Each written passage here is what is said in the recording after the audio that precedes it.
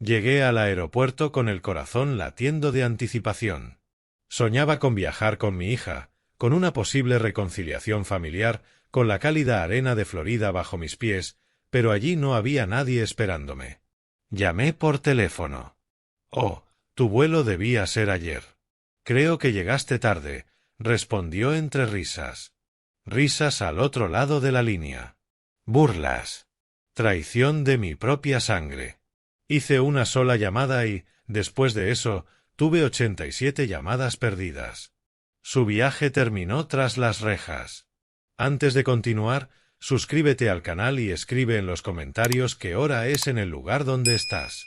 Estaba revolviendo la salsa para la pasta cuando alguien llamó a la puerta. Golpes secos, impacientes, 3 rápidos toques que me hicieron saltar. Me limpié las manos con un paño de cocina y crucé la pequeña sala, arrastrando las pantuflas sobre el piso de madera desgastado. A través del ojo mágico vi el rostro de Joanna, tenso por alguna emoción que no pude descifrar.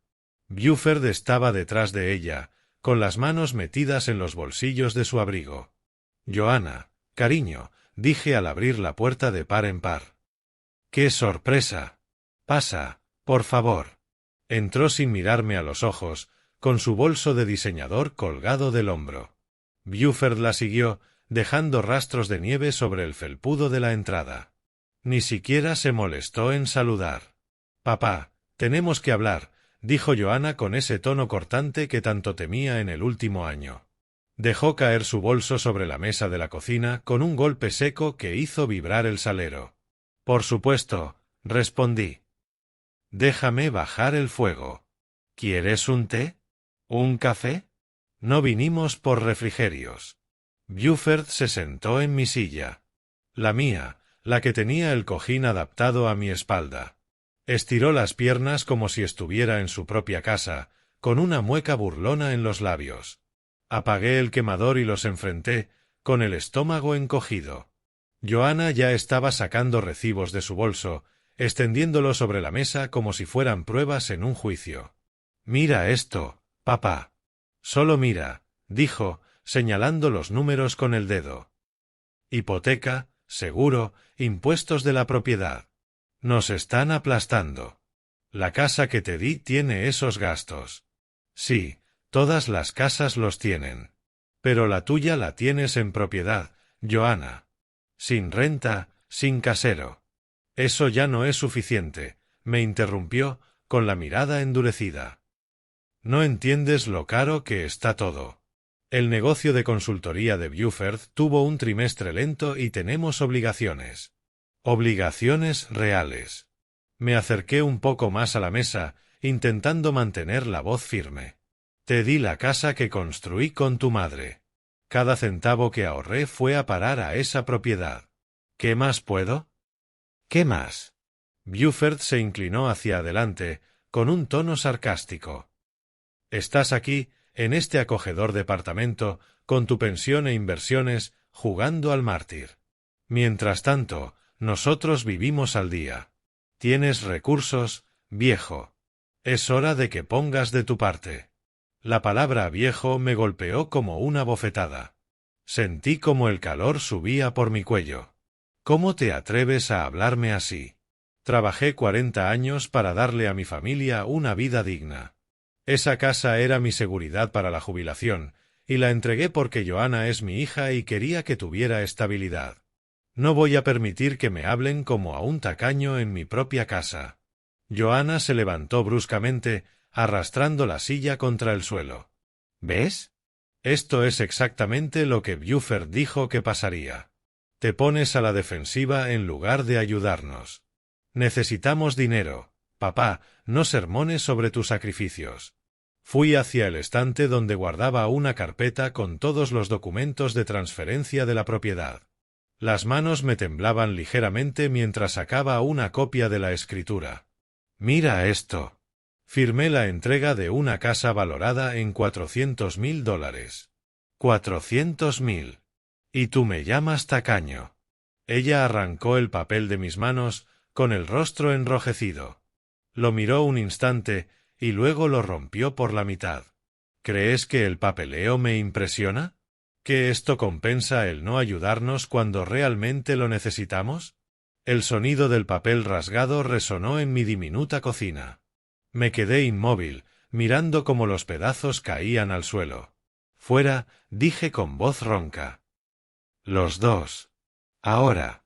Buford se levantó despacio, con esa sonrisa irritante aún en el rostro. Vamos, cariño. Deja que el viejo se calme. Cambiará de idea cuando entienda que hablamos en serio. Se marcharon sin decir otra palabra. La puerta se cerró de un portazo tan fuerte que hizo temblar la foto enmarcada de la graduación universitaria de Joanna que colgaba en la pared. Me dejé caer en la silla que Buford había ocupado, aún tibia por su cuerpo, y me quedé mirando los pedazos del documento en el suelo. El rostro de mi hija, deformado por la ira y el egoísmo, se repetía en mi mente. ¿Cuándo se había convertido en esta persona? ¿Cuándo me había vuelto desechable? La salsa de pasta se había enfriado en la estufa. No me molesté en recalentarla. Los siguientes 5 días pasaron lentamente, entre llamadas sin respuesta y noches en vela. Repetía la discusión una y otra vez, buscando el momento en que podría haber dicho algo diferente, algo que la hiciera reaccionar. Pero cada vez que levantaba el teléfono para llamarla, lo dejaba nuevamente en su sitio. ¿Qué podría decir? La mañana del 20 de enero me obligué a salir a correr por mi ruta habitual en el Parque Lincoln. El frío me cortaba la cara y las zonas heladas hacían peligroso el camino. Pero necesitaba moverme. Necesitaba sentir algo distinto a ese vacío en el pecho. Estaba a medio camino del circuito cuando el teléfono vibró en el bolsillo de mi chaqueta. Era un mensaje de Margaret, mi excompañera en la agencia inmobiliaria. Con los años habíamos mantenido el contacto, reuniéndonos de vez en cuando para tomar café y compartir historias sobre la jubilación. Su mensaje era breve. Cornelius, ¿estás bien? Vi algo preocupante en Internet. Llámame cuando puedas. Me detuve en seco, con el aliento formando nubes en el aire helado. Mis dedos torpes teclearon la respuesta. ¿Qué viste? Su contestación llegó rápido. Mira las redes sociales de tu hija. Lamento que tengas que enterarte así. El pecho se me contrajo. Empecé a caminar con paso rápido de regreso a mi apartamento, las zapatillas crujiendo sobre la nieve. El trayecto de 15 minutos pareció interminable. Al llegar, me quité el abrigo y fui directo al ordenador. Era un viejo equipo de escritorio que tardaba una eternidad en encender. Las manos me temblaban al escribir el nombre de Joanna en el buscador. Ahí estaba. Publicado hacía 2 días. Una foto de la casa, la hermosa colonial de ladrillo con el arce al frente que yo mismo había plantado cuando Joanna tenía 6 años. El pie de foto decía: cuando tu papá te da un regalo generoso pero actúa como el tío Gilito cuando realmente necesitas ayuda. Almohadilla drama familiar almohadilla viejo tacaño. 43, me gusta, 18 comentarios, la mayoría de desconocidos haciendo bromas sobre los boomers y cómo se aferran a cada centavo. Me recosté en la silla, con el mundo dando vueltas a mi alrededor. Había expuesto nuestro conflicto privado para que desconocidos se burlaran. Mi propia hija. Marqué su número antes de poder disuadirme. Contestó al cuarto tono. ¿Qué quieres, papá? ¿Por qué publicaste eso, Joanna? ¿Por qué ventilar nuestros asuntos familiares ante todo el mundo? ¡Ay, Dios! Oí un ruido, como si cambiara de posición. Es solo redes sociales, papá. Todo el mundo se desahoga ahí. No lo conviertas en algo más grande de lo que es. ¿Más grande? Me llamaste viejo tacaño delante de cientos de personas. Era una broma. Estás exagerando como siempre. Mira, tengo una reunión en 10 minutos. ¿Podemos no hacer esto ahora? La garganta se me cerró. Esto me duele, Joanna. Mucho. Cualesquiera que sean nuestros problemas, deberíamos resolverlos en privado, no mediante la humillación pública. Siempre haces que todo gire en torno a tus sentimientos, respondió con voz plana, distante. Tal vez, Si realmente ayudaras en lugar de hacerte la víctima, no necesitaría desahogarme. Joanna. La línea quedó en silencio. Había colgado. Dejé el teléfono con cuidado sobre el escritorio y miré la pantalla, donde aparecía la foto de perfil sonriente de mi hija. Esa foto era de la Navidad pasada, tomada en mi sala. Se estaba riendo de algo que Buford había dicho, con los ojos brillantes. ¿Ya me despreciaba en ese momento? ¿Habían sido falsas todas esas sonrisas? El apartamento parecía más pequeño de repente, las paredes acercándose. Necesitaba aire, pero ya había estado afuera. Necesitaba respuestas, pero Joanna claramente no iba a dármelas. Solo me quedaba una certeza: algo fundamental se había roto entre nosotros y no sabía cómo repararlo, ni siquiera si era posible hacerlo. Durante las 2 semanas siguientes intenté perderme en la rutina, correr por las mañanas, jugar ajedrez por las tardes en el centro comunitario, ver documentales por las noches. Pero las palabras de Joanna resonaban en cada silencio. Siempre haces que todo gire en torno a tus sentimientos. Como si mis sentimientos no importaran. Como si yo no fuera más que un obstáculo en su camino. La tarde del 5 de febrero decidí no ir al centro comunitario. Me quedé en casa y saqué mi juego de ajedrez personal, el de piezas de madera talladas a mano que mi padre me había regalado hace 50 años. No tenía con quién jugar, pero aún así movía las piezas lentamente, jugando con ambos bandos mientras mi mente divagaba. Buford. Todo esto conducía de regreso a Buford. Recordé la primera vez que lo conocí, en la fiesta de compromiso hace 3 años. Joanna estaba radiante con un vestido azul, presentando a su prometido con evidente orgullo. Buford me dio un apretón de manos firme y una mirada evaluadora, de esas que los agentes inmobiliarios lanzan a una propiedad antes de decidir si vale la pena invertir en ella. «Así que tú eres el legendario Cornelius», dijo.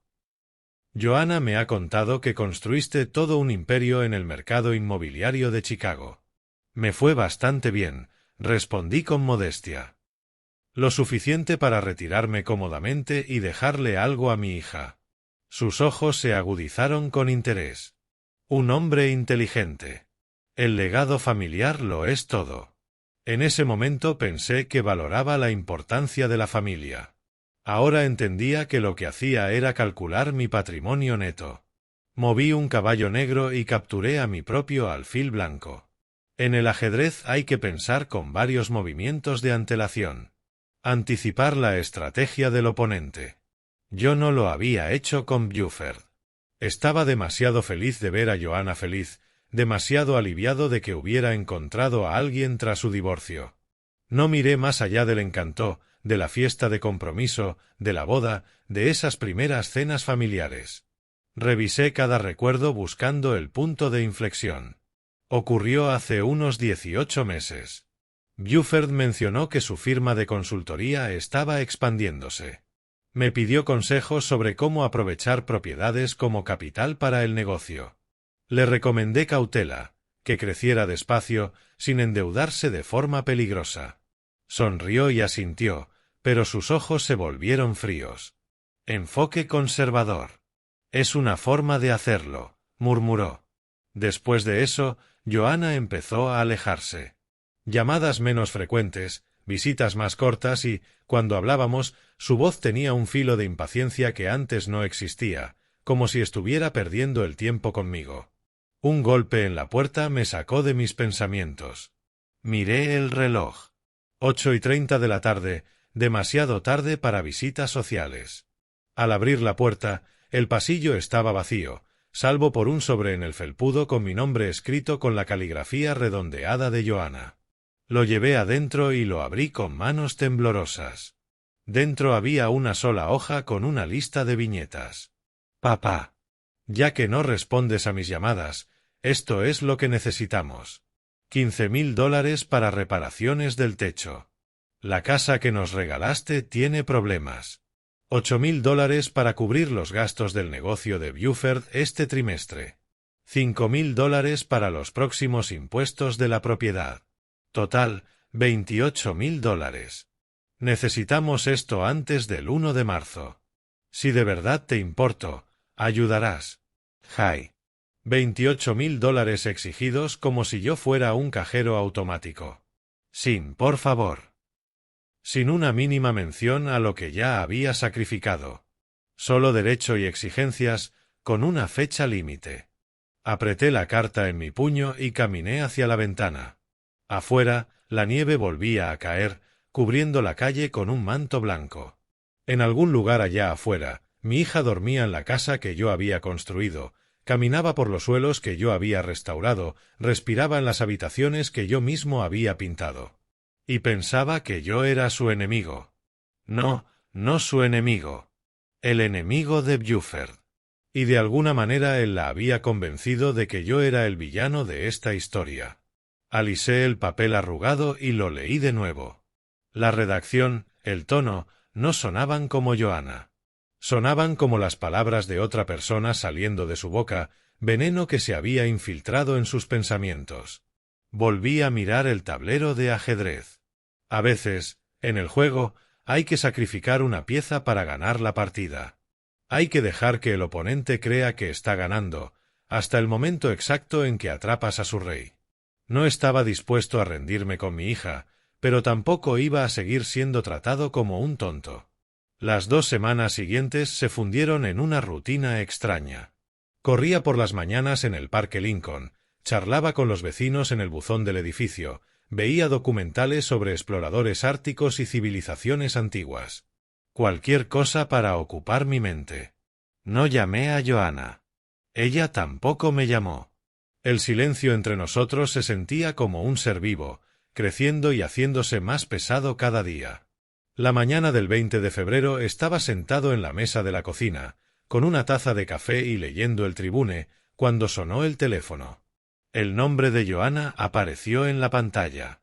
Dudé un momento antes de contestar. Parte de mí quería dejar que la llamada se fuera al buzón para protegerme de la siguiente herida que pudiera infligirme, pero seguía siendo mi hija. Hola, cariño. Hola, papá. Su voz sonaba alegre, casi demasiado alegre. El contraste fue tan abrupto que casi dejé caer el teléfono. He estado pensando, continuó. La última vez las cosas se pusieron tensas y odio cómo dejamos todo. Así que quiero proponerte algo, un viaje en familia. Florida, a finales de mayo. Tú, yo, Buford y sus padres. Una semana en la playa, en un buen resort. Un tiempo para reconectarnos como familia. Me quedé muy quieto, procesando lo que decía. Florida. South Beach, para ser exactos. Ya he estado mirando hoteles. Hay un lugar precioso justo frente al mar. Buford encontró una oferta estupenda. Volaríamos juntos, todos. Sería unas verdaderas vacaciones. ¿Qué dices? Mi primera reacción fue la sospecha. Después de todo lo ocurrido, las exigencias, los papeles rotos, la humillación en redes sociales, ¿por qué esta súbita rama de olivo? Pero bajo el cansancio, una chispa de esperanza se encendió. Tal vez se había dado cuenta de lo mal que me había tratado. Tal vez esta era su forma de disculparse sin decirlo directamente. ¿En qué fecha de mayo exactamente? Pregunté con cautela. Probablemente alrededor del 20. Todavía estamos cerrando los detalles, pero quería consultarlo contigo primero. Asegurarme de que estés disponible. Hizo una pausa. Sé que hemos tenido problemas, papá. Pero la familia es la familia, ¿verdad? Deberíamos intentar superar esto. La familia es la familia. Aquellas palabras removieron algo dentro de mí. Quería con todas mis fuerzas creerle. Suena bien, Joanna. Muy bien. Cuenta conmigo. Perfecto. Te enviaré todos los detalles cuando tengamos todo reservado. El vuelo, el hotel, el paquete completo. Esto será bueno para nosotros, papá. Un nuevo comienzo. Después de colgar, me quedé mirando mi taza de café. El periódico yacía olvidado.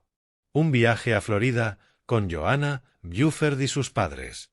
La idea me llenaba a partes iguales de esperanza y temor. Ambrose y Harriet Bradley.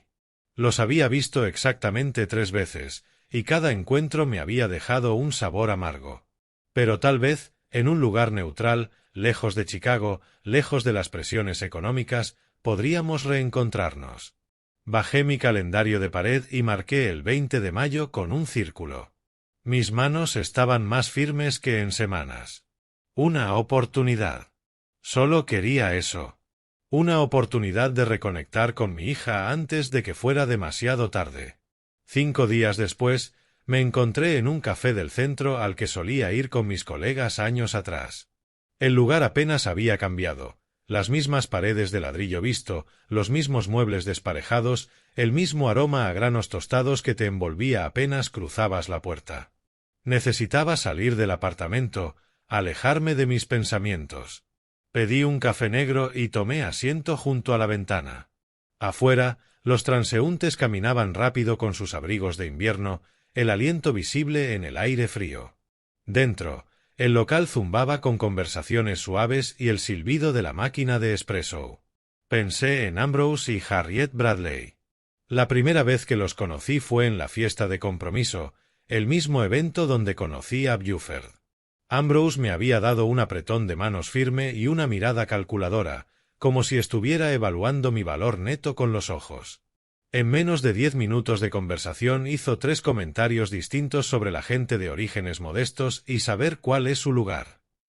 Intenté darle el beneficio de la duda. Quizás estaba nervioso. Tal vez su manera brusca era simple torpeza social. La segunda vez fue en la cena de ensayo de la boda, y eliminó cualquier duda. Harriet me acorraló junto a la barra y pasó 20 minutos explicándome con todo detalle cómo su familia mantenía ciertos estándares y lo importante que era que Joanna no retrocediera económicamente.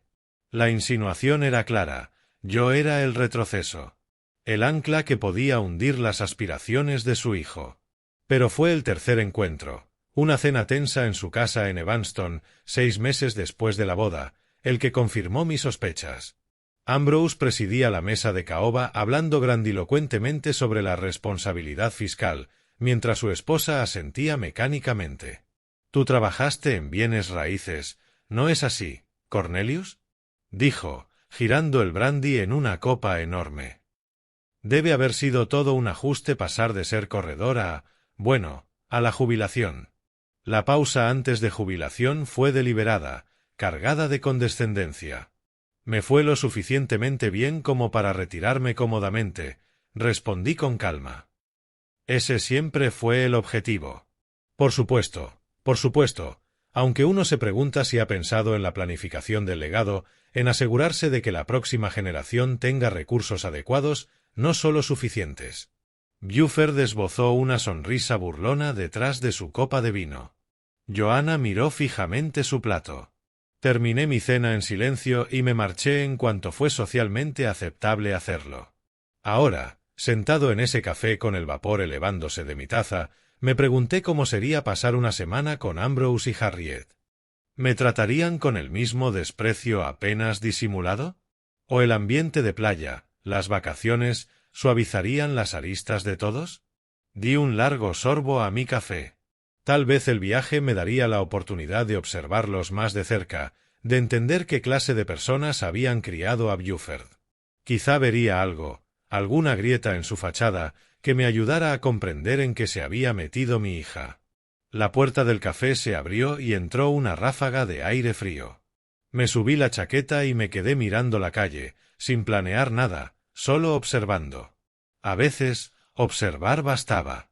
Abril llegó con ese calorcito que hace que los chicagoenses olviden el invierno por completo. Para el día 10, los árboles de mi calle ya tenían brotes verdes y la gente caminaba sin abrigos pesados por primera vez en meses. Pasé la mañana en una tienda por departamentos de la avenida Michigan, seleccionando metódicamente ropa para Florida, camisas ligeras, shorts khaki, un par de sandalias nuevas. La vendedora, una mujer alegre de unos 30 años, charlaba mientras pasaba mis compras por la caja. Vacaciones en la playa, viaje familiar a Miami, dije, entregándole mi tarjeta. ¡Oh, qué lindo! No hay nada como el tiempo en familia bajo el sol. Sonreí sin comprometerme y tomé mis bolsas. Lindo. Claro. De regreso en mi apartamento, extendí todo sobre la cama. La ropa se veía extraña, ajena, demasiado informal, demasiado optimista. Me había acostumbrado a las mangas largas y a los zapatos cerrados, el uniforme práctico de la vida en Chicago. Esas prendas, camisa azul brillante, shorts color arena, pertenecían a una versión distinta de mí, una despojada de dramas familiares. Estaba doblando las camisas en la maleta cuando sonó el teléfono. El nombre de Buford apareció en pantalla. Consideré ignorarlo, pero la curiosidad ganó. Hola, Cornelius. Solo quería ponerme al día sobre el viaje. Su voz llevaba esa falsa jovialidad que usaba cuando fingía cordialidad. ¿Tienes ya la información del vuelo? Sí. 20 de mayo, United 842, saliendo de O'Hare a las 2 de la tarde. Joanna me mandó los detalles la semana pasada. Perfecto, perfecto. Solo quería asegurarme de que todo esté en orden. No queremos confusiones. Hizo una pausa y oí cubos de hielo tintinear en un vaso. Ya bebiendo. Y ni siquiera era mediodía. Unos consejitos para ti, viejo. Recuerda llevar tus medicamentos. Ya sabes, la presión alta y todo eso. La humedad en Florida puede ser dura para la gente de tu edad. Tal vez empaca algunas pastillas para el corazón extra, por si acaso. La condescendencia goteaba de cada palabra. Viejo, de tu edad, como si yo fuera un anciano torpe incapaz de manejar un viaje sencillo. He viajado lo suficiente, Buford. Me las arreglaré bien. Claro que sí. Claro que sí. Solo cuido de mi suegro, lo dijo como si esa relación fuera una carga. En fin, estamos entusiasmados. Va a ser una gran semana. Convivencia familiar de calidad y todo eso. También lo espero, mentí. Sí. Bueno, nos vemos en el aeropuerto. No llegues tarde. Ya sabes cómo están las filas de seguridad hoy en día. Quizá quieras llegar con extra de tiempo considerando. Dejó la frase flotando, a propósito. Considerando tu edad, considerando que puedes confundirte. Considerando que no eres del todo capaz. Llegaré a tiempo, dije, seco. Se rió entre dientes. Por supuesto que sí.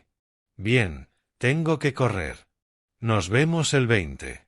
La línea quedó muda. Me quedé de pie con el teléfono en la mano, mirando la maleta a medio hacer. Su voz resonaba en mi cabeza, no llegues tarde. Como si alguna vez hubiera llegado tarde a algo importante en mis 68 años. Dejé el teléfono con cuidado en la mesita de noche y volví a hacer la maleta. Cada prenda entró con precisión deliberada. Camisas dobladas, shorts enrollados, artículos de aseo en una bolsa de plástico. Yo estaría preparado. Sería puntual. Sería todo aquello que ellos creían que no era. Y quizá, solo quizá, por fin los vería con claridad también. Las semanas previas al 15 de mayo transcurrieron en una preparación cuidadosa. Revisé mis medicamentos, volví a comprobar mi pasaporte, aunque sabía que estaba vigente, y leí reseñas de playas de Miami a las que probablemente nunca iría. Cada día traía una mezcla de anticipación e inquietud, como estar al borde de algo que no alcanzaba a ver. La mañana del día 15 amaneció clara y templada. Chicago por fin se sacudía el último frío de la primavera. Casi no había dormido, demasiado consciente de lo que venía. A las 7 ya estaba vestido y listo, con la maleta junto a la puerta como un centinela leal. A las 9:30 llamé un taxi. El conductor, un hombre locuaz de unos 50, mantuvo una charla constante durante los 40 minutos hasta O'Hare. Le di respuestas breves, con la atención puesta en el perfil de la ciudad alejándose detrás de nosotros y el enorme complejo aeroportuario creciendo al frente. Eran las 10:42 cuando llegamos a la Terminal 1, salidas de United. «Que tenga buen vuelo», dijo el conductor con alegría mientras le pagaba. Saqué la maleta del maletero y crucé las puertas automáticas hacia el caos. O'Hare en una mañana de jueves era una sinfonía de maletas rodando, anuncios por altavoz y cientos de viajeros moviéndose con propósito. Fui hasta el panel de salidas y busqué el United 842 a Miami. Salida 2 de la tarde. Nada. Volví a revisar, pasando el dedo por la pantalla. Los Ángeles, Denver, Houston, San Francisco. No había Miami a las 2. No existía el vuelo 842. El pecho se me apretó. Rodé la maleta hasta el mostrador de United, donde una joven con el cabello recogido en un moño atendía a una pareja mayor. Esperé, vi el reloj pasar de 10:56 a 11:13. Por fin se volvió hacia mí con una sonrisa profesional. ¿En qué puedo ayudarle? Saqué mi confirmación impresa, Joanna me la había enviado semanas atrás, y la deslicé por el mostrador. Busco mi vuelo. United 842 a Miami. Sale a las 2 de la tarde, pero no aparece en la pantalla. Ella miró el papel y tecleó. La sonrisa se desdibujó hacia algo más neutro. Cauteloso. Señor, este vuelo salió ayer, 14 de mayo, a las 2 de la tarde. ¿Ayer? La palabra me salió más afilada de lo que pretendía. Eso es imposible. Mi hija me dijo específicamente 15 de mayo. Aquí está la fecha. Golpeé con el dedo la confirmación. Se inclinó hacia su monitor, entrecerrando los ojos. Veo la reserva, pero la fecha del vuelo fue el 14. Este boleto indica que usted figuró como no-show ayer. Su tono cambió a algo parecido a la lástima. Lo siento, señor, pero perdió su vuelo. El ruido del terminal pareció aumentar a mi alrededor. Anuncios, conversaciones, el incesante rodar de las ruedas de las maletas. Me quedé allí con mi confirmación impresa, prueba de nada, y sentí los primeros dedos fríos de la certeza treparme por la espalda. Revíselo de nuevo, dije en voz baja. Por favor. Lo hizo, cada vez con más incomodidad en el gesto. El mismo resultado, me temo. ¿Hay alguien a quien pueda llamar? ¿Familia que viaje con usted? ¿Familia? Sí, tenía familia en alguna playa de Florida, probablemente sin mí. Me aparté del mostrador y saqué el teléfono del bolsillo con manos que sentía ajenas. A mi alrededor, los viajeros pasaban a toda prisa con sus destinos seguros, sus horarios correctos, sus relaciones funcionales. Busqué el número de Joanna y llamé. Sonó 4 veces, lo suficiente como para que empezara a componer un mensaje de voz en mi cabeza, algo sereno y razonable, preguntando qué había pasado. Entonces atendió. Hola, papá. Su voz era alegre, casi cantarina. Demasiado alegre. De fondo, otras voces. Risas. El rumor distante de las olas. Joanna, estoy en O'Hare. El vuelo, dicen que salió ayer. Eso no puede ser. Aquí tengo escrito 15 de mayo. Tú me lo dijiste. Oh. Una pausa estirada como caramelo y, luego, con una ligereza que me vació el estómago. Ups. Tu vuelo era ayer, ¿no? Parece que te lo perdiste. Ups. Como si hubiera olvidado comprar leche. Como si fuera una pequeña anécdota graciosa. ¿Qué? No pude articular más. Apreté el teléfono hasta ponerme los nudillos blancos. Sí, nosotros ya estamos aquí. Llegamos anoche, de hecho. La playa está preciosa, papá. Tienes que verla. Ni siquiera intentaba sonar apenada. Oí movimiento al otro lado. Sonidos amortiguados y después risas. Risa masculina. Inconfundible. La voz de Buford. Ya con ese tonito de borrachera. ¿De verdad el vejestorio cayó en esto? Más carcajadas, más graves, más ásperas. Ambrose. Y una risita aguda que solo podía ser Harriet. Joanna, mi voz salió ronca. ¿Me estás diciendo que me diste la fecha equivocada a propósito? Ay, no seas dramático, papá. Ahora su tono se volvió molesto, defensivo. Fue solo una confusión. Esas cosas pasan. Quizá deberías haber revisado bien las fechas. Ya sabes lo olvidadizo que eres a tu edad. De fondo, Buford otra vez. Dile que estamos tomando cócteles en la playa. Cuéntale de la vista. Ella soltó una risita. Una risita real. Mira, tenemos que irnos. El bar de la piscina nos llama. Perdón por la confusión, ¿sí? A la próxima pon más atención al boleto. Joanna, espera. La línea quedó muerta. Me quedé en medio de la Terminal 1 con el teléfono pegado al oído, escuchando la nada. A mi alrededor, la vida seguía. Un niño llorando 3 puertas más allá, una voz automatizada anunciando el embarque a Seattle, 2 ejecutivos discutiendo por una conexión retrasada. El caos normal de un aeropuerto. Gente normal con problemas normales. Bajé el teléfono lentamente y miré la pantalla. La foto de contacto de mi hija me sonreía, tomada la Navidad pasada en mi apartamento, antes de que todo se desmoronara. Antes de entender con qué clase de personas estaba tratando. Mi maleta seguía a mi lado, llena de ropa de playa. No necesitaría protector solar para un viaje que no haría. La esperanza que había doblado con cuidado entre cada camisa. Había sido tan cuidadoso, tan preparado. Hice exactamente lo que me dijeron. Llegué cuando me indicaron. Confié como un padre debería confiar en su hija. Y ellos se rieron, todos juntos, mientras yo me quedaba solo en un aeropuerto sosteniendo un billete inútil. La realización cayó sobre mí como agua helada. Esto no había sido un error. No había sido una confusión. Había sido deliberado, calculado, un juego que planearon y ejecutaron mientras yo pasaba semanas ilusionado con una reconciliación. Apreté el asa de mi maleta y empecé a caminar hacia la salida. Cada paso era mecánico, automático. La fila de taxis se extendía larga en la zona de recogida. Me ubiqué al final y esperé, respirando con cuidado, manteniendo el rostro neutro, aunque dentro de mí algo se estaba endureciendo, transformándose en algo nuevo.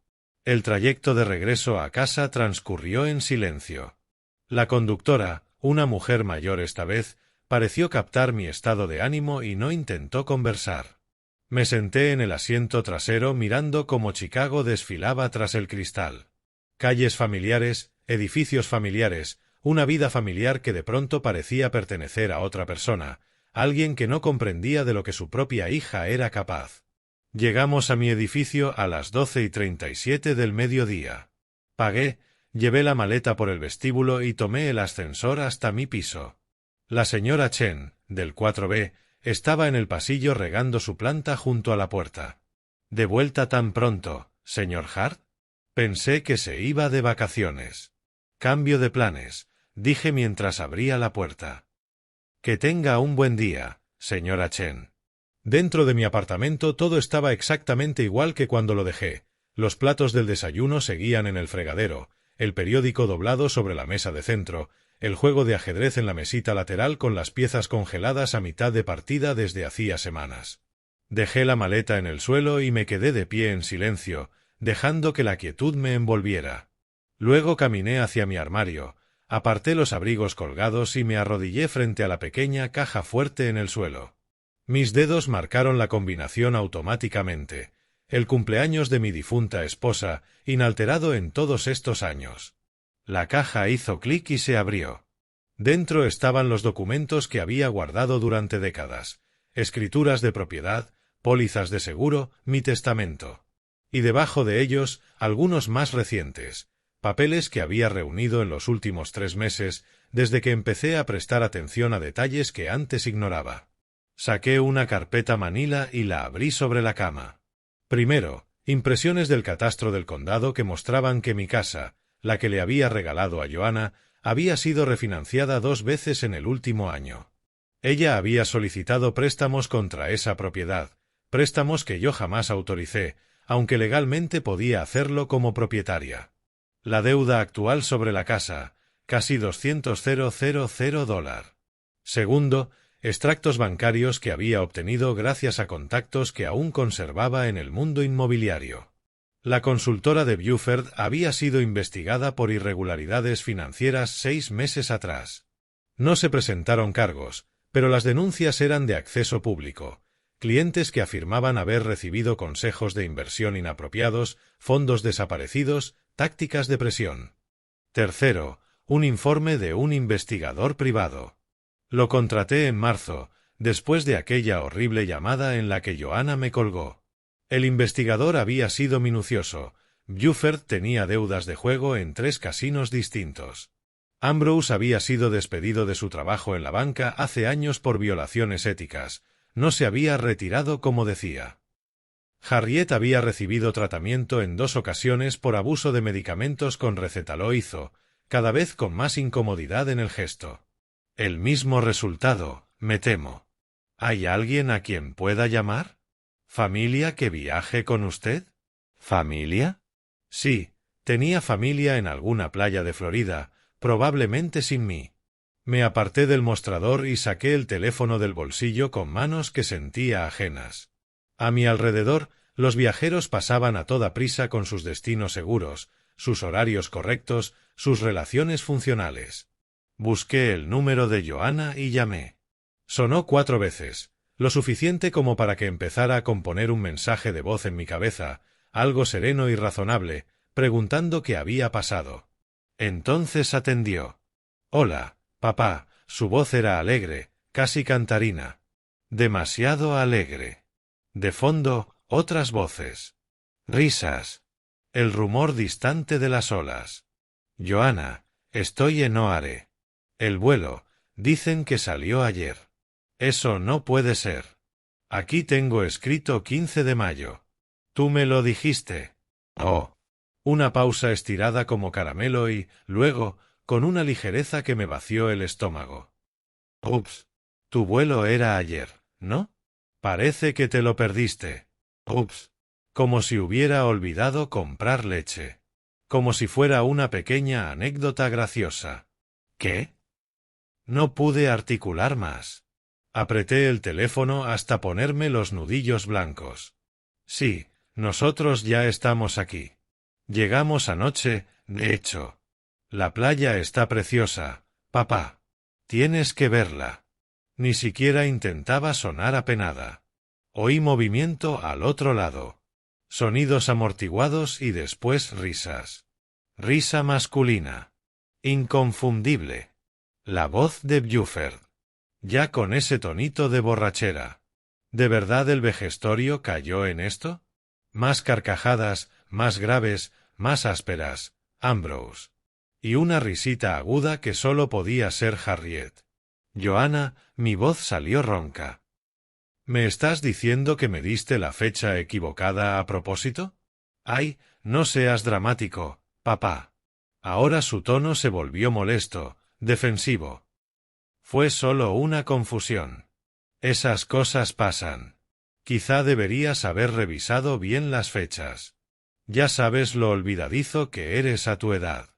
De fondo, Buford otra vez. Dile que estamos tomando cócteles en la playa. Cuéntale de la vista. Ella soltó una risita. Una risita real. Mira, tenemos que irnos. El bar de la piscina nos llama. Perdón por la confusión, ¿sí? A la próxima pon más atención al boleto. Joanna, espera. La línea quedó muerta. Me quedé en medio de la Terminal 1 con el teléfono pegado al oído, escuchando la nada. A mi alrededor, la vida seguía. Un niño llorando 3 puertas más allá, una voz automatizada anunciando el embarque a Seattle, 2 ejecutivos discutiendo por una conexión retrasada. El caos normal de un aeropuerto. Gente normal con problemas normales. Bajé el teléfono lentamente y miré la pantalla. La foto de contacto de mi hija me sonreía, tomada la Navidad pasada en mi apartamento, antes de que todo se desmoronara. Antes de entender con qué clase de personas estaba tratando. Mi maleta seguía a mi lado, llena de ropa de playa. No necesitaría protector solar para un viaje que no haría. La esperanza que había doblado con cuidado entre cada camisa. Había sido tan cuidadoso, tan preparado. Hice exactamente lo que me dijeron. Llegué cuando me indicaron. Confié como un padre debería confiar en su hija. Y ellos se rieron, todos juntos, mientras yo me quedaba solo en un aeropuerto sosteniendo un billete inútil. La realización cayó sobre mí como agua helada. Esto no había sido un error. No había sido una confusión. Había sido deliberado, calculado, un juego que planearon y ejecutaron mientras yo pasaba semanas ilusionado con una reconciliación. Apreté el asa de mi maleta y empecé a caminar hacia la salida. Cada paso era mecánico, automático. La fila de taxis se extendía larga en la zona de recogida. Me ubiqué al final y esperé, respirando con cuidado, manteniendo el rostro neutro, aunque dentro de mí algo se estaba endureciendo, transformándose en algo nuevo. El trayecto de regreso a casa transcurrió en silencio. La conductora, una mujer mayor esta vez, pareció captar mi estado de ánimo y no intentó conversar. Me senté en el asiento trasero mirando cómo Chicago desfilaba tras el cristal. Calles familiares, edificios familiares, una vida familiar que de pronto parecía pertenecer a otra persona, alguien que no comprendía de lo que su propia hija era capaz. Llegamos a mi edificio a las 12:37 del mediodía. Pagué, llevé la maleta por el vestíbulo y tomé el ascensor hasta mi piso. La señora Chen, del 4B, estaba en el pasillo regando su planta junto a la puerta. ¿De vuelta tan pronto, señor Hart? Pensé que se iba de vacaciones. Cambio de planes, dije mientras abría la puerta. Que tenga un buen día, señora Chen. Dentro de mi apartamento todo estaba exactamente igual que cuando lo dejé. Los platos del desayuno seguían en el fregadero, el periódico doblado sobre la mesa de centro, el juego de ajedrez en la mesita lateral con las piezas congeladas a mitad de partida desde hacía semanas. Dejé la maleta en el suelo y me quedé de pie en silencio, dejando que la quietud me envolviera.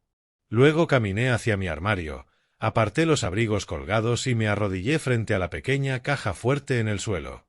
Mis dedos marcaron la combinación automáticamente, el cumpleaños de mi difunta esposa, inalterado en todos estos años. La caja hizo clic y se abrió. Dentro estaban los documentos que había guardado durante décadas, escrituras de propiedad, pólizas de seguro, mi testamento. Y debajo de ellos, algunos más recientes, papeles que había reunido en los últimos 3 meses, desde que empecé a prestar atención a detalles que antes ignoraba. Saqué una carpeta manila y la abrí sobre la cama. Primero, impresiones del catastro del condado que mostraban que mi casa, la que le había regalado a Joanna, había sido refinanciada 2 veces en el último año. Ella había solicitado préstamos contra esa propiedad, préstamos que yo jamás autoricé, aunque legalmente podía hacerlo como propietaria. La deuda actual sobre la casa, casi $200,000. Segundo, extractos bancarios que había obtenido gracias a contactos que aún conservaba en el mundo inmobiliario. La consultora de Buford había sido investigada por irregularidades financieras 6 meses atrás. No se presentaron cargos, pero las denuncias eran de acceso público. Clientes que afirmaban haber recibido consejos de inversión inapropiados, fondos desaparecidos, tácticas de presión. Y cuarto, el intercambio de correos electrónicos que descubrí por pura casualidad. A finales de marzo pasé por la casa, mi antigua casa, para dejar un correo que seguía llegando a mi apartamento. Joanna no estaba, pero su portátil estaba abierto sobre la mesa de la cocina, sin bloqueo. Solo iba a cerrarlo para que el gato no lo dañara, pero vi la vista previa de un correo de Buford a sus padres. El viejo idiota realmente cree que queremos que venga al viaje. El vuelo es el 14. Le diremos que el 15. Para cuando lo descubra, ya estaremos a mitad de vacaciones. Joanna lo encuentra hilarante. Me quedé allí, en esa cocina, mi cocina, que yo mismo había remodelado hacía 10 años, leyendo ese correo, y algo dentro de mí se volvió muy silencioso y muy frío. Le tomé una foto con mi teléfono. Luego cerré el portátil, dejé el correo sobre la encimera y salí. Durante las últimas 6 semanas, supe exactamente lo que estaban planeando. Aún así, hice la maleta, fui al aeropuerto, interpreté mi papel en su pequeño teatro cruel porque necesitaba que lo llevaran a cabo. Necesitaba que ejecutaran su plan, que se rieran de mí por teléfono, que dejaran evidencia de su malicia. Necesitaba que se sintieran ingeniosos, seguros, completamente en control. Ahora, sentado en mi habitación con todos los documentos esparcidos sobre el edredón que mi esposa había cosido hace 30 años, tomé el teléfono no para llamar a Joanna esta vez. Era hora de hacer otro tipo de llamada. Busqué en mis contactos hasta encontrar el nombre que necesitaba: Cleo Andrews. Habíamos trabajado juntos hace 20 años en un complicado negocio inmobiliario que se torció cuando una de las partes intentó falsificar documentos. Cleo había sido la abogada que resolvió el desastre. Y seguimos siendo amigos. Nos reuníamos para almorzar cada pocos meses y compartir historias sobre el retiro y los nietos, sus nietos. Siempre preguntaba por Joanna. El teléfono sonó 3 veces antes de que respondiera. Cornelius, qué sorpresa tan agradable. ¿Cómo estás? No tan agradable, me temo, dije con voz firme. Necesito tu ayuda, Cleo. Ayuda legal. Su tono cambió de inmediato. El instinto profesional se activó. ¿Qué ha pasado? Pasé los siguientes 20 minutos contándole todo: las exigencias económicas, la humillación pública en redes sociales, las fechas de viaje falsificadas a propósito, las pruebas que había recopilado, los documentos de refinanciación que mostraban que Joanna había contraído enormes préstamos sobre la propiedad que le regalé, el informe del investigador sobre las deudas de juego de Buford y sus prácticas empresariales cuestionables, el despido oculto de Ambrose por violaciones éticas, el correo electrónico que demostraba la premeditación del fraude.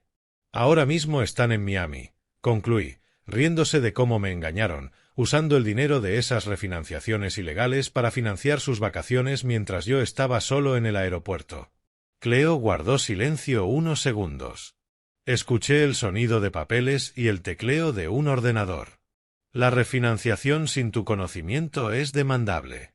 Sigues figurando como cofirmante en la hipoteca original. Eso es fraude. Y si Buford ha estado dando asesoría de inversiones mientras estaba bajo investigación, eso es fraude de valores. Suma todo el patrón de manipulación financiera y abuso a un adulto mayor. Hizo una pausa. Cornelius, tienes bases para presentar cargos penales. Múltiples cargos. Quiero que enfrenten consecuencias, dije con el puño apretado alrededor del teléfono. Consecuencias reales, no solo una palmada en la muñeca. Envíame todo. Cada documento, cada foto, cada prueba. Tengo contactos en la oficina del fiscal del estado y en agencias federales que manejan crímenes financieros. Esto cruza fronteras estatales, lo que lo convierte en un caso federal. Se toman muy en serio el abuso financiero a adultos mayores. Encendí mi computadora portátil y comencé a escanear documentos, adjuntando archivos, reenviando el informe del investigador. Cada clic del ratón se sentía deliberado, definitivo. Este era el momento para el que me había estado preparando desde que vi aquel correo en el portátil de Joanna 2 meses atrás. Los tengo, dijo Cleo. Dame unas horas. Haré algunas llamadas esta noche para poner todo en marcha. Se están alojando en un resort en South Beach, el Fontainebleau, a nombre de Buford. Perfecto. Cornelius, ¿estás seguro de esto? Una vez que haga estas llamadas, no habrá vuelta atrás. Tu hija estará implicada. Posiblemente arrestada. Miré la escritura de propiedad rasgada que aún estaba sobre la encimera, donde había estado desde enero. Las 2 mitades nunca tiradas, conservadas como evidencia. Ella tomó su decisión, Cleo. Ahora yo tomo la mía. De acuerdo. Te llamaré mañana con novedades. Intenta descansar. Descansar. Colgué y me quedé sentado en la creciente oscuridad de mi apartamento, sin encender las luces. En algún lugar de Florida, mi hija probablemente cenaba junto a la piscina, tal vez con otra ronda de tragos, celebrando su ingeniosa traición. No tenía idea de lo que se avecinaba. No sentí satisfacción todavía, solo una fría y clara certeza de que había hecho lo que debía hacer. La noche transcurrió en fragmentos inquietos. Dormité en mi sillón, despertando con cada portazo en la calle, con cada crujido del edificio al asentarse. A las 6 de la mañana me rendí con el sueño e hice café, quedándome de pie junto a la ventana de la cocina mientras el amanecer teñía de rosa y dorado el horizonte de Chicago. A las 10:47 de la mañana sonó el teléfono. Joanna. Lo miré vibrar sobre la mesa. Su foto de contacto, sonriéndome desde la Navidad pasada, me parecía ahora una burla. No respondí. Volvió a sonar a las 10:51. Buffer de esta vez. Luego a las 10:53. Joanna de nuevo. 11:02. Un número desconocido con código de área de Florida. Probablemente del resort. 11:15 Ambrose. 11:17 Harriet. Silencié el teléfono y lo dejé boca abajo. Al mediodía, tenía 43 llamadas perdidas. A las 2 de la tarde, 61. Los mensajes de voz comenzaron a acumularse, cada notificación una pequeña vibración que sentía pero que no revisaba. Me preparé un sándwich, lo comí metódicamente y lavé el plato. El teléfono zumbaba constantemente sobre el mostrador como una avispa furiosa atrapada bajo un vaso. A las 3:18 de la tarde, la curiosidad finalmente ganó. Tomé el teléfono y abrí el buzón de voz. 87 llamadas perdidas en total. Reproduje el primer mensaje. Papá, soy yo, la voz de Joanna, más aguda de lo habitual, tensa. Necesito que me devuelvas la llamada de inmediato. Ha pasado algo. Ha habido un error. Por favor, llámame. Eliminar. Siguiente mensaje.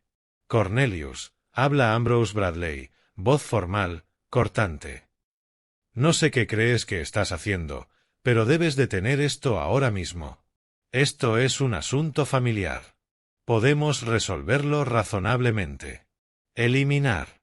Siguiente. Papá, por favor, Joanna otra vez, ahora llorando. Vinieron al hotel. La policía. Están diciendo cosas sobre fraude y no entiendo. ¿Qué hiciste?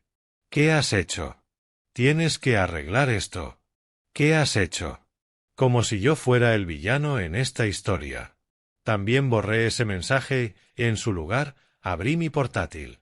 Una rápida búsqueda de arrestos en Miami Beach me llevó a un sitio de noticias local. Allí estaba, escondido en la página 3. 4 turistas detenidos en un resort de lujo por cargos de fraude. El artículo era breve, aún sin nombres, pero los detalles coincidían a la perfección. Investigadores federales, acusaciones de fraude financiero, abuso económico a un adulto mayor y una investigación conjunta entre las autoridades de Illinois y Florida. Los 4 individuos estaban bajo custodia a la espera de su audiencia judicial. Lo leí 2 veces y luego cerré el portátil. Mis manos estaban firmes, mi pulso normal. No sentía ni triunfo ni tristeza, solo un profundo y sereno silencio que se asentaba dentro de mí. El teléfono volvió a vibrar. Joanna. Llamada número 88. Dejé que sonara hasta ir al buzón de voz.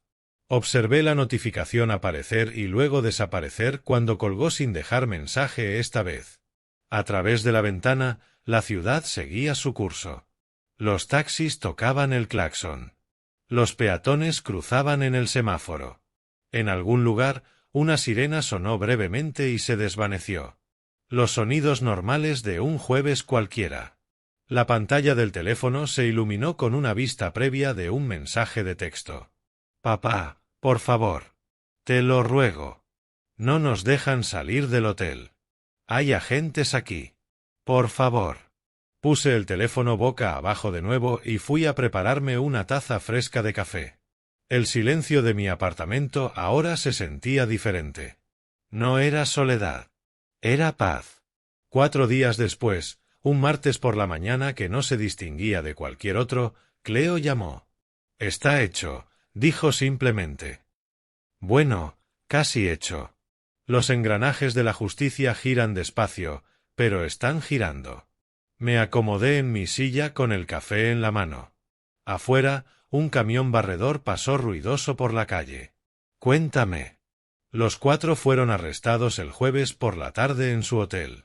Cargos federales de fraude electrónico y conspiración para cometer fraude, además de cargos estatales por abuso financiero a un adulto mayor y robo por engaño. Las pruebas que proporcionaste son contundentes, especialmente ese correo electrónico. La premeditación es el sueño de cualquier fiscal. Hizo una pausa y escuché el sonido de papeles al pasar. Buford es quien está en mayores problemas. Su empresa ya estaba bajo investigación y esto añadió combustible. Encontraron evidencia de que llevaba tiempo drenando las cuentas de sus clientes para cubrir sus deudas de juego. Joanna está implicada como cómplice, ya que ayudó a refinanciar la casa utilizando documentos falsificados. Y Ambrose y Harriet enfrentan cargos de conspiración. Estaban en esa cadena de correos, participaron activamente en planear el engaño. Además, hay registros telefónicos de ellos discutiendo cómo extraerte dinero. Y el historial de mala conducta financiera de Ambrose volvió para atormentarlo. Resulta que ha estado involucrado en esquemas similares antes. Asimilé todo aquello mientras observaba un pájaro posarse en mi alféizar. ¿Qué ocurre ahora? La audiencia de imputación fue ayer. Los 4 se declararon no culpables, pero las pruebas son abrumadoras. La fianza se fijó en $50,000 cada uno. Los padres de Buford pagaron la suya, pero Buford y Joanna siguen detenidos. No pudieron reunir el dinero. La voz de Cleo se suavizó un poco. Tu hija intentó llamarte como testigo de carácter. El tribunal preguntó si estarías dispuesto a testificar a su favor. ¿Y qué les dijiste? Que sí testificarías, pero para la fiscalía, no para la defensa. El juez lo anotó en el expediente. Mi café se había enfriado. Dejé la taza con cuidado sobre la mesa. La fiscalía ya presentó mociones de emergencia para revertir la refinanciación fraudulenta. Los préstamos se obtuvieron bajo falsos pretextos y con documentos de CEO firmante falsificados. Es un caso de fraude de manual. Los bancos están cooperando plenamente. Deberías recuperar la propiedad a tu nombre en un plazo de 60 días, libre de deudas. La deuda se extingue junto con los cargos de fraude. 4 meses atrás, había estado en esa casa, mi casa, y la había firmado a nombre de mi hija porque la amaba y quería que tuviera seguridad. Ella tomó ese regalo y lo convirtió en un arma. Lo transformó en una herramienta para mentir, manipular y pedir dinero que nunca tuvo intención de devolver. ¿Cornelius? ¿Sigues ahí? Estoy aquí, respondí, con la voz más áspera de lo que pretendía. ¿Cuál es el plazo para el juicio? De 6 a 8 meses, probablemente. Pero, siendo honesta, creo que aceptarán un acuerdo. Las pruebas son irrefutables y llevarlo a juicio solo significaría sentencias más duras. Enfrentan de 2 a 5 años cada uno, posiblemente más en el caso de Buford. De 2 a 5 años. Mi hija. La mujer a la que crié, a quien enseñé a andar en bicicleta, a quien acompañé al altar en su primera boda, a quien consolé en su divorcio. Ahora vestirá un uniforme naranja porque eligió la crueldad sobre la bondad, la codicia sobre el amor. Gracias, Cleo. Por todo. Hiciste lo correcto. Difícil, pero correcto, dijo ella con voz firme. Luego, con un matiz más humano. ¿Cómo estás, de verdad? Miré a mi alrededor, mi pequeño apartamento, el tablero de ajedrez aún en la mesita lateral, la foto familiar en la pared que pronto tendría que quitar, la maleta todavía junto a la puerta porque no había tenido el valor de deshacerla. Busqué la palabra correcta. No feliz. No reivindicado. Solo, libre. Después de colgar, caminé hasta la maleta y finalmente la abrí. La ropa de playa ahora parecía ridícula, reliquias de una realidad diferente. La saqué una por una y empecé a formar una pila para donar. Esas cosas pertenecían a una versión de mí que aún creía en la redención a través de la paciencia, que pensaba que el amor podía superar la manipulación. Esa versión ya no existía. Aún no sabía quién sería a partir de ahora, pero tenía tiempo para averiguarlo. Todo el tiempo del mundo, en realidad. Tiempo que ahora era mío de nuevo, libre de exigencias, engaños y falsas esperanzas. Cerré la maleta vacía con el cierre y la guardé en el armario. Luego me senté frente al tablero de ajedrez y por fin terminé la partida que había abandonado en febrero. Jaque mate en 4 movimientos. Tal como lo había planeado. Si esta historia te ha gustado, dale like a este vídeo, suscríbete al canal y comparte tus impresiones en los comentarios. Para escuchar la siguiente historia, haz clic en el recuadro de la izquierda.